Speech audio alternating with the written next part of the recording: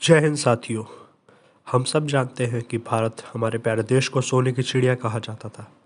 फिर आखिर अंग्रेज़ों ने भारत में आके ऐसा क्या किया कि ये सोना पूरी तरह से गायब हो गया। कैसे हम लोग गरीबी, भुखमरी, भ्रष्टाचार के पर्याय बन गए। अक्सर हम लोग सुनते हैं कि प्राचीन काल से ही भारत ज्ञान, धन, संस्कृति आदि का केंद्र रहा। फिर अंग्रेज़ों ने आके ऐसा क्या किया कि 1947 में जब हम आज़ाद हुए तो हमारे पास सिर्फ कमियां ही कमियां थी और पूरी दुनिया में हमको हे दृष्टि से देखा जाता था। इसी सब चीज़ों को जानने के लिए आज हमारा ये वीडियो है। दोस्तों, सन 1757 में प्लासी के युद्ध के पश्चात बंगाल पर अप्रत्यक्ष रूप से अंग्रेज़ों का शासन प्रारंभ हुआ, जो 1764 में बक्सर के युद्ध की विजय के बाद प्रत्यक्षतः शासन प्रारंभ हुआ। पहले अंग्रेज जहां भारतीय राजाओं के द्वारा शासन करते थे, 1764 के बाद वो सीधे हम पे राज करने लगे और ईस्ट इंडिया कंपनी भारत में गवर्नर जनरलों के माध्यम से भारत को शासित करती थी। और इसके पश्चात लूट खसोट, अत्याचार, भ्रष्टाचार, शोषण, गरीबों, किसानों, छोटे व्यवसायियों, मजदूरों के जीवन को नरक बनाने का जो कुचक्र गोली चमड़ी वाले सभ्य जानवरों द्वारा चलाया गया, वह 1947 तक बदस्तूर जारी रहा। इस दौरान जलियांवाला बाग जैसे कई सारे नरसंहार वाले हत्याकांड हुए। वहीं अनगिनत अकाल पड़े, जिससे लगभग 3.5 से 4.5 करोड़ लोगों की मृत्यु हुई। भारतीय इकोनॉमी जब अंग्रेज भारत में आए, उस समय विश्व की जीडीपी का लगभग 27% कंट्रीब्यूट करती थी, और लेकिन 200 वर्षों के बाद ये घटकर मात्र 1.5 से 2% के बीच में रह गई। लूट, दमन, शोषण, नरसंहार के इस कुचक्र में भारतीय अर्थव्यवस्था सिकुड़ के रोगकाय हो गई। एक्चुअली में ब्रिटेन की औद्योगिक क्रांति भारत के डी इंडस्ट्रियलाइजेशन यानी औद्योगिकरण का परिणाम स्वरूप ही थी, जिसमें भारत के घरेलू कुटीर उद्योगों को नष्ट कर दिया गया। पहले हमारे गांव आत्मनिर्भर होते थे, क्योंकि कपड़ा, अनाज, खान पान जैसी सारी मुख्य ज़रूरतें गांव में ही पूरी हो जाती थी। लेकिन अंग्रेज़ों ने एक तरफ जहां हमसे ज़बरदस्ती नील जैसी नकदी खेती करवाई अपने ही खेतों में। दोस्तों, हमारे किसान अपने ही खेतों में अपनी पसंद की खेती नहीं कर सकते थे, क्योंकि अंग्रेज उनसे ज़बरदस्ती डंडे, बंदूक के जोर पे नील जैसे फसलें करवाते थे, जिससे एक तरफ अंग्रेज़ों को तो मुनाफा होता था, दूसरी तरफ हमारे किसानों की ज़मीनें की उर्वरता ख़त्म हो जाती थी। वहीं दूसरी तरफ हम लोग सुनते हैं कि हमारे यहाँ के सिल्क बहुत ही फेमस थी यूरोप में। अंग्रेज़ों का बहुत सारा पैसा हमारा सिल्क खरीदने में जाता था, तो उन्होंने ऐसा कुचक्र चलाया कि हमारे सिल्क और कपास के जो घरेलू कुटीर उद्योग थे वो सब बर्बाद हो गए। ये सब इन्होंने किया कैसे? दोस्तों, औद्योगिकरण के पश्चात ब्रिटेन में नई सूती मिलें खुली।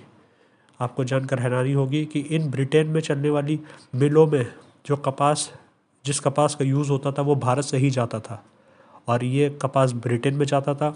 वहाँ ये लोग इस कपास से कपड़े बनाते थे मशीनों के माध्यम से और उसको भारत भेजते थे।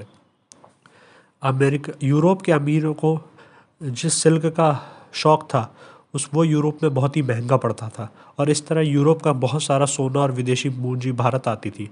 अंग्रेज़ों ने इस चीज़ को ख़त्म करने के लिए एक तरफ जहां भारतीय कपड़ों का ब्रिटेन में हाईली इम्पोर्ट टैक्स लगा दिया, जिससे कि भारतीय कपड़े ब्रिटेन में कई गुना ज़्यादा महंगे हो गए। ऐसे में ब्रिटेन में लोगों ने कपड़े खरीदने बंद कर दिए भारतीय। वहीं ब्रिटेन में बने हुए कपड़ों को भारत में 0 इम्पोर्ट ड्यूटी के साथ भेजना शुरू किया, जिससे यही सूती कपड़े जो ब्रिटेन में बने वो भारत में इतने सस्ते हो गए कि लोग अपने ही देश में बने कपड़े खरीदने की बजाय विदेश से आने वाले कपड़े खरीदने लगे, क्योंकि हमारे अपने देश में बने कपड़े इतने महंगे हो चुके थे। सबसे बड़ी बात यह कि इन सूती कपड़ों के लिए जो कच्चा माल भारत से लिए भेजा जाता था, उस कपास के भी ढंग से मूल्य किसानों को नहीं दिया जाता था। लेकिन आप सोच रहे होंगे कि ब्रिटेन में सूती मिलें बनाने की ज़रूरत क्या थी? ये मिलें तो भारत में भी बन सकती थी। दोस्तों, अंग्रेज चाहते थे कि जो मिलों में जो मज़दूर काम करें वो भी अंग्रेज हो, जिससे कि वो उन्हें भारतीय मज़दूरों को एक पैसा न देना पड़े। इसीलिए वो ब्रिटेन में माल तैयार करते थे और पूरे विश्व में भेजते थे। इस तरह विश्व में सबसे प्रीमियम व लग्जरी कपड़े बनाने वाला और नेट एक्सपोर्टर भारत एक वस्त्रों का इंपोर्टर बनकर रह गया। वह भारतीय बुनकर जुलाहे जो गली गली में थे, जो अच्छा खासा मेहनताना पाते थे, वो गरीब हो गए, और एट लास्ट इन गरीब जुलाहों बुनकरों को मजदूर बनना पड़ा। आपको जानकर हैरानी होगी कि बंगाल के इन्हीं बुनकरों के अंगूठे काट दिए गए। जो भी बचे खुचे बुनकर थे जो अपनी मैनुअल हैंडलूम चलाते थे, उनके अंगूठे काट दिए गए जिससे वो वीविंग ना कर पाए। 19वीं सदी के अंत तक पूरे विश्व में भारत ब्रिटेन में उत्पादित वस्तुओं का सबसे बड़ा खरीदार बन चुका था। मतलब पूरे दुनिया में ब्रिटेन से बनी हुई चीज़ें जो जाती थी उसमें सबसे बड़ा खरीदार भारत था। और सबसे बड़ी बात यह थी कि यह पैसा जो हम अब ब्रिटेन से बनी हुई चीज़ें खरीदने के लिए देते थे, वो पैसा हमारे ही दमन के लिए यूज़ होता था। हमारे ही ऊपर जो शासन करते थे अंग्रेज, उनका हथियार, उनके सेवक, उन सब पे खर्चा होता था और ये हमारे ही कुचक्र में शामिल होता था। 19वीं सदी तक ब्रिटेन के 20% अमीरों की आय का मुख्य स्रोत अफ्रीका से लाए हुए गुलामों की खरीद फरोख्त से प्राप्त होता था। ये अंग्रेज जो हमें नैतिकता का संदेश देते हैं, इनके 20% अमीर उस समय के सिर्फ गुलामों की खरीद फरीद से मिले हुए पैसों से अमीर होते थे। दोस्तों, सेकेंड वर्ल्ड वॉर के समय पड़े बंगाल के अकाल में लगभग 40 लाख लोग मर गए, क्योंकि ब्रिटेन के चर्चिल जो प्राइम मिनिस्टर थे, उन्होंने ब्रिटेन व यूरोपीय सैनिकों के लिए रिजर्व में इतना अनाज इकट्ठा करवा दिया कि बंगाल में कमी पड़ गई और लोग भूख के मारे मर गए। और जब ब्रिटेन में चर्चिल से कहा गया कि बंगाल में लोग मर रहे हैं अनाज की कमी से, तो उसने कहा कि अगर इतना ही बड़ा अकाल ब्रिटेन में पड़ा है तो अभी तक गांधी क्यों नहीं मरा। वर्ल्ड वॉर फर्स्ट में कुल ब्रिटेनी सैनिकों का लगभग 1/6 भाग भारतीय सैनिक थे। 54,000 भारतीय सैनिकों ने अपनी जान दे दी, 65,000 घायल हुए व 4,000 सैनिकों का या तो पता नहीं चला या तो वो बंदी बना लिए गए। उस समय के मूल्य के हिसाब से देखें तो भारतीयों से इस फर्स्ट वर्ल्ड वॉर के टाइम पे लगभग 100 मिलियन पाउंड यानी कि तकरीबन 1,000 करोड़ रुपए टैक्स के माध्यम से वसूले गए, जो सीधे सीधे ब्रिटेन ने वर्ल्ड वॉर 1 में अपने देश के लिए यूज़ किए, जिसमें भारतीयों का कोई लेना देना नहीं था। लगभग 13 लाख भारतीयों ने वर्ल्ड वॉर 1 में ब्रिटेन की तरफ से लड़ाई लड़ी और अंत में हमें क्या मिला? उपहास का केंद्र।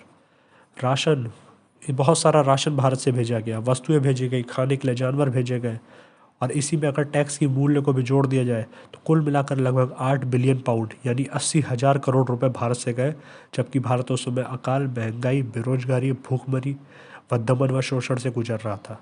और वर्ल्ड वॉर ख़त्म होने के बाद अंग्रेज़ों ने भारत में और ज़्यादा दमनात्मक कार्यवाही शुरू की, और वर्ल्ड वॉर ख़त्म होने के बाद ही दोस्तों जलियांवाला बाग नरसंहार हुआ था, जिसमें बंद पार्क में लोगों के ऊपर अंधाधुंध गोलियां चलाई गई, जिसमें बच्चे, बूढ़े, औरतें, आदमी, जवान सब मारे गए।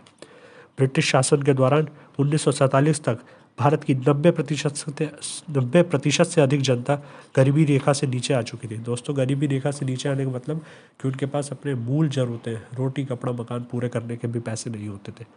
जानकर हैरानी होगी कि जो भारत 16वीं-17वीं शताब्दी तक पूरे विश्व में सबसे ज़्यादा शैक्षिक लिटरेसी रेट में सबसे आगे था, उसकी लिटरेसी रेट 15% से भी कम हो चुकी थी।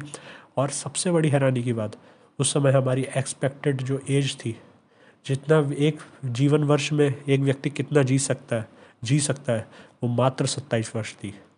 मतलब जन्म के समय प्रत्याशा मापी जाती है, जो आज हमारे देश में तकरीबन 70% है, उस समय एक व्यक्ति 27 वर्ष ही जीने की उम्मीद रखता था। भारत को 47 में कितनी ग्रोथ रेट थी? आज हम देखते हैं कि हमारी ग्रोथ रेट कभी 7% है, 5% है, 8% है। दोस्तों, आप हैरान हो जाएंगे कि उस समय सिर्फ 0.001% हमारी ग्रोथ रेट थी।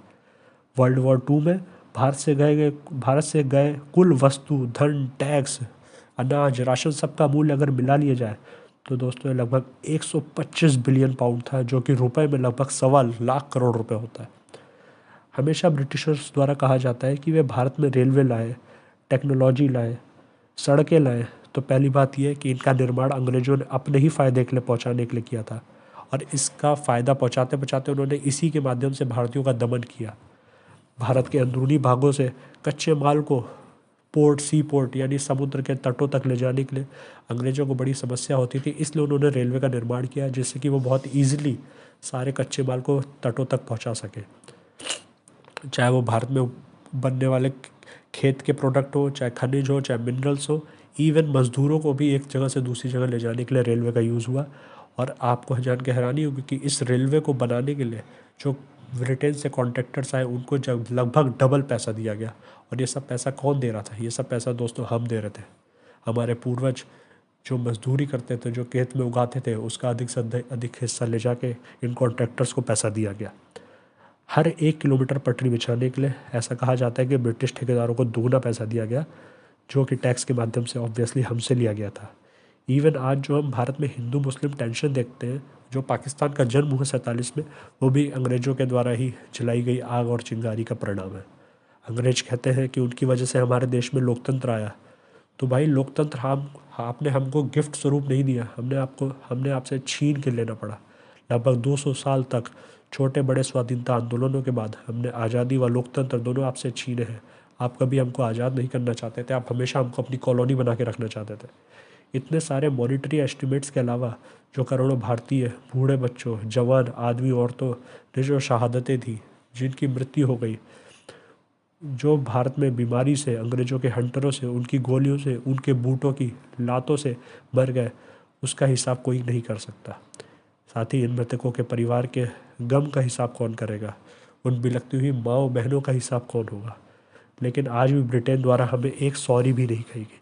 आज तक 200 वर्षों के दमन के बावजूद, लगभग 1947 से आज 75 वर्ष हो चुके हैं, एक बार भी ब्रिटेन के किसी नेता ने इस चीज़ को अपोलोजाइज़ नहीं किया कि उन्होंने हमारे साथ गलत किया। इवन वो आज भी प्राउडली अपने 200 साल के कुचक्र को डिफेंस करते हैं। 1930 में पूरे भारत के नर्सरी से लेकर 12 तक जो स्कूल का, पूरे भारतवर्ष का जो बजट था, आप हैरान हो जाएंगे कि यूएस के न्यूयॉर्क स्टेट के एक छोटे से राज्य के जो कुल स्कूल बजट था उसका आधा था। आप समझ रहे हैं मेरी बात को, कि पूरे भारत में ब्रिटिश गवर्नमेंट स्कूल पे जो खर्चा करती थी उसका दुगना सिर्फ यूएस में अकेला एक न्यूयॉर्क स्टेट का कर देता था अपने बच्चों के ऊपर। और यही ब्रिटेन जो हमसे सब कुछ चूस के ले गया, जिसका म्यूज़ियम आज भी हमारी ही ऐतिहासिक धरोहरों से पटा हुआ है, जो ब्रिटेन आज भी इतने वर्षों बाद भी फला फूला है, वो सिर्फ हमारे पैसों से फला फूला है। और आज ये ब्रेग्ज़िट जब करता है तो ये दुहाई क्या देता है, ये कहता है कि यूरोपीय लोग उनके संसाधन ले जा रहे हैं। मात्र थोड़े से लोग ब्रिटेन में आ जाते हैं तो इनको इतनी खुजली हो रही है, और इन्होंने 200 साल तक जो हमारा सब कुछ खून पसीना चूस लिया, वो आज ब्रेक्सिट की दुहाई दे रहे हैं। दोस्तों, आज इतने वर्षों पश्चात हम ब्रिटेन से जीडीपी में आगे निकल चुके हैं। सोचिए कि इतने वर्षों ये ब्रिटेन अगर इतना ही महान होता तो आज भारत इससे इतना आगे कैसे निकल जाता, वो भी मात्र 75 वर्षों में, जबकि 200 वर्ष लोगों ने अंधाधुंध हमारा दोहन किया है। तो दोस्तों, फैक्ट्स तो बहुत सारे हैं और बहुत ज़्यादा फैक्ट्स बताने में वीडियो काफ़ी लंबा हो जाएगा, इसलिए आज इस वीडियो को यही समाप्त करते हैं। फिर कभी ऐसे फैक्ट्स लेके आपके सामने फिर हाजिर होऊंगा। जय हिंद, जय भारत, धन्यवाद।